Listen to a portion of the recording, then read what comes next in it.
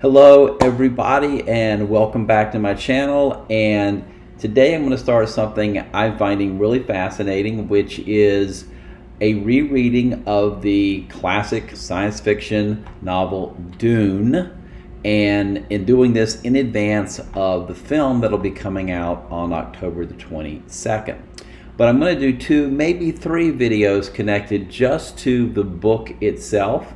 I want to kind of look at the story, the character development, the writing style, everything that makes Dune what it is known for, and also some things that may be were a bit of a revelation in reading this after having been away from the book literally for decades. So here's how I'm going to approach this first video today.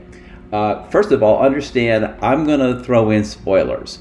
I am going to go on the assumption in discussing this book that you have either read it or are currently reading it. Maybe you're doing like I am and reading it in advance of the film. So there's not going to be anything here that I'm going to try to kind of gloss over in order to protect anybody, because the reality is, as I'll point out later on, the book itself is full of spoilers almost right out of the gate.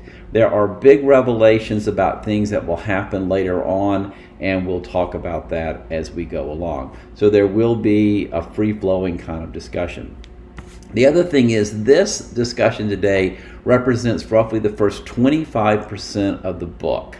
For those of you familiar with the story, we have been on Arrakis for quite some time, and I have read through the incident involving the spice mining mission that went awry, and the Duke led a rescue of the miners before we have our first appearance of a sandworm to take the mining equipment into the planet.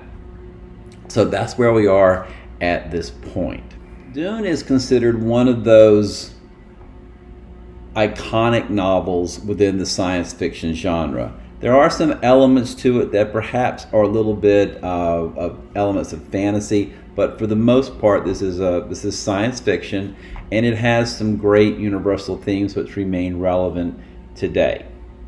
But I think that this novel, probably like a lot of classic novels, people more or less have heard of the story, or perhaps they've seen a cinematic version of the book, but have never actually sat down and read the thing all the way through. And the last time I read it, I'm sure I was somewhere in my teens. That would have been 1900 and something or other. I don't really want to go there.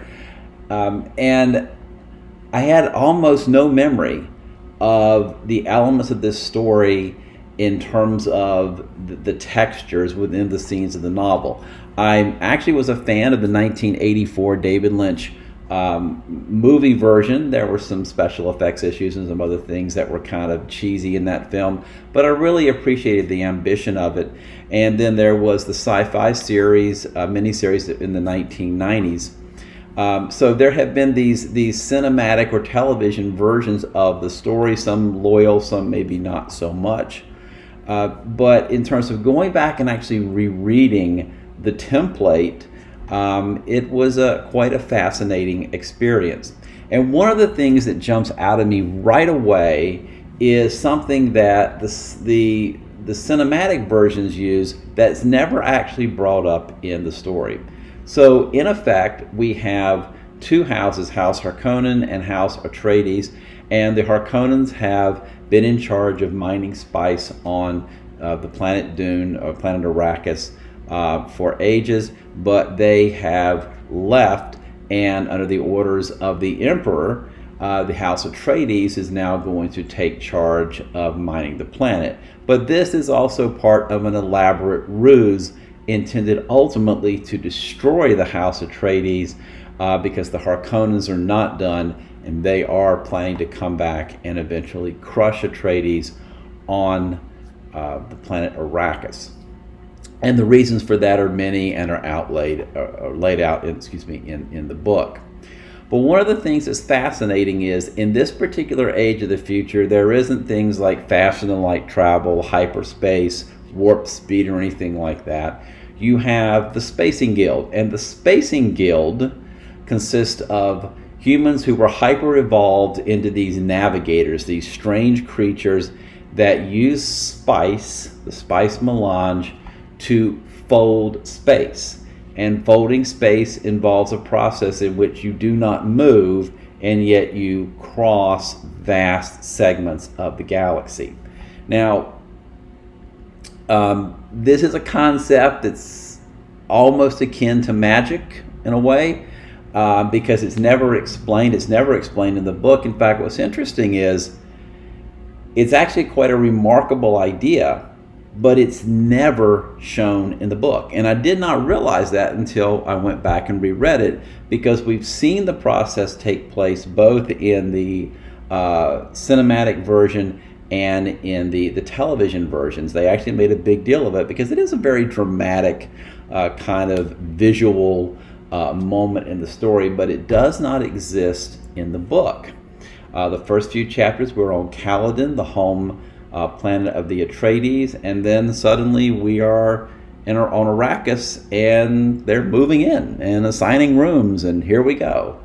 So it's a very, very interesting thing that I noticed that kind of threw me a little bit for. So one of the fascinating things about this book is that it is very immersive, in the sense that it allows you to go deep into the world, the setting, the characters, and learn.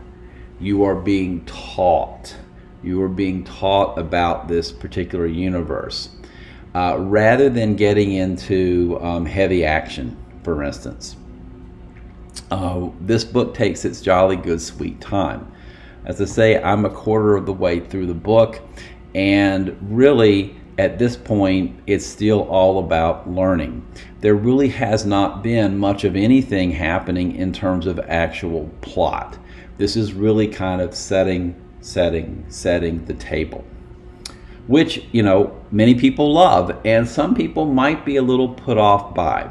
So I'm going to talk about some of the things that are really great here, but also at the same time could be a little problematic from the standpoint of a reader.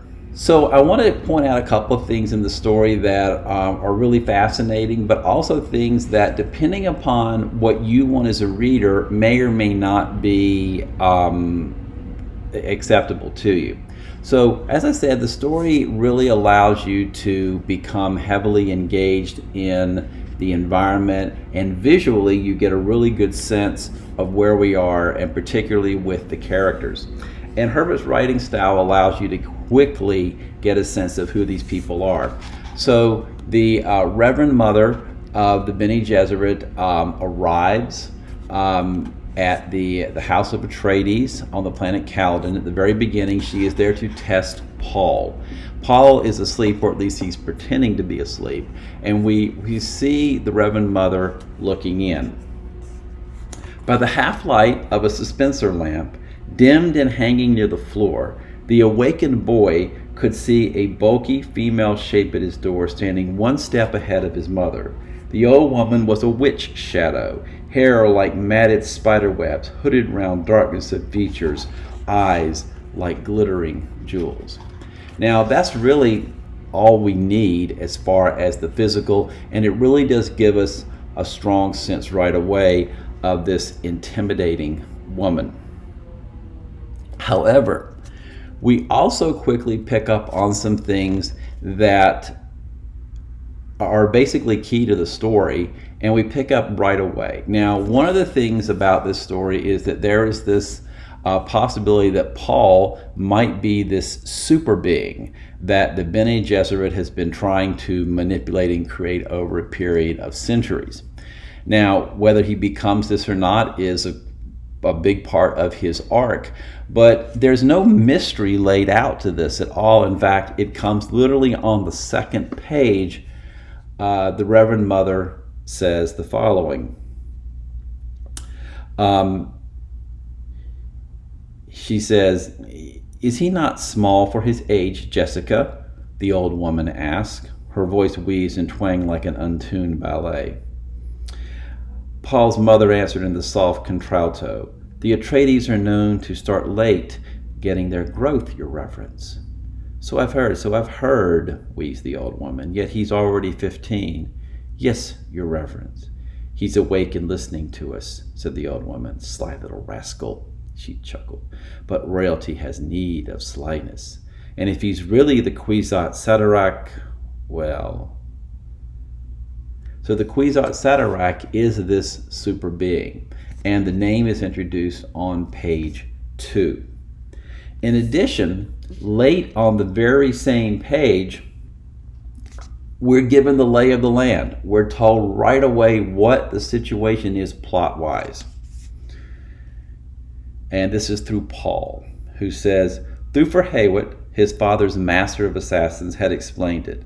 Their mortal enemies, the Harkonnens, had been on Arrakis 80 years, holding the planet in Quasi-Fife under a Coam Company contract to mine the geriatric spice melange. Now the Harkonnens were leaving, to be replaced by the House of Atreides and Fife Complete, an apparent victory by the Duke Leto. Yet, Hewett said, this appearance contained the deadliest peril, for the Duke Leto was popular among the great houses of the Landsraad. A popular man arouses the jealousy of the powerful, Hewett had said. So we get the basic scenario where we are, but we also understand now that possibly Paul might become this super being. This is all told to us in the first 2 pages. Now, some people really like their stories to kind of take their time in terms of the big reveals, and others may be fine with this. Give me everything you got, and then let's see where the story goes. But I do think it's interesting how this plays out so quick. So as I noted earlier, the book is definitely full of a lot of foreshadowing and outright spoilers. We learn very early on in the first 50 pages, and really the first time that this character is introduced, that Dr. Wellington Yue is going to betray the Atreides. He's actually listed historically as chiefly noted as the betrayer of Duke Leto. We know he's going to do this. In fact, he is with Paul, and he is Paul's educator. He is with Paul, and we see, we go inside his head. We go inside his head, and we learn this. Yue crossed to the L table thinking, how the boy has filled out these past few months. Such a waste, oh, such a sad waste. And he reminded himself, I must not falter. What I do is done to be certain my Wana no longer can be hurt by the Harkonnen beast. Now, we not only learn that he is going to be betraying them. Presumably Paul would be included in that. He even talks about himself as being a hypocrite later on when he's talking very comfortably and reassuringly to Paul. And he talks about his motivation. He gives us his motivation. I want to bring down the House of Atreides because I want to get back at the Harkonnens for something they did to my wife. Now, whether you buy into that as being sufficient reason to betray the household or not is something else, but we learned this very quickly, and now we had to decide, is this something we wanted to know, or would we have rather have had this story element be a surprise later on? We learned this very, very quickly, right out of the gate. Now, is this revealing too much? Would the story be more effective if this particular element was delayed? Unfortunately, the way the book is written is not going to be delayed because Herbert writes this book in third-person omniscient point of view, which means you could have 4 characters in a room and you're jumping inside the minds of each of those 4 characters, or however many he chooses for the particular scene. So we might have a scene that is dominated by Paul, but if he is surrounded by someone, his father, Gurney Halleck, Thufir Hawat, his mother, Lady Jessica, we can jump into their minds at any time in the story. Now, third-person omniscient can be good if you really want to get the complete lay of the land at the moment. But if you want things to be mysterious, if you want information to be held back so that the story unfolds like an onion or unpeels like an onion, then third person omniscient isn't going to help you because you're learning everything about everybody. That's not the way this book works. And you may find that this is suspenseful in the sense that, okay, now we know he wants to betray the House Atreides. What does this mean in the long run? Will he go through with it? Will he do everything he says he has to do? Because the reality is, if he fulfills his role, the House Atreides will fall. But if he backs out, they may be okay. But you don't want that to happen, because then Paul can't complete his story of his destiny and who he's going to become. One of the criticisms of this writing style also is it keeps us at a distance from any particular character. In fact, Paul, at least through the first quarter of this book, is really what I would call an observer protagonist. He's clearly the lead character, but he really doesn't do anything in the first 25% of the book. He is there listening, he is there learning, he's having conversations, but he's really not doing anything at this point. And so he's not necessarily the most engaging character. In fact, those around him are much more fascinating in their on the bright side of this, you could look at it as Paul is like just about any kid. He's 15 in this book. And, you know, when you grow up, most kids, what are you doing? You're looking around, you're listening, you're learning. Maybe you do a few stupid things every once in a while. But for the most part, you tend to be in perhaps a more passive role in terms of life, because most kids, you know, they're not going to go out and change the world right away. That'll come later on. So it may be also kind of true to things. But this is a book that does take its time.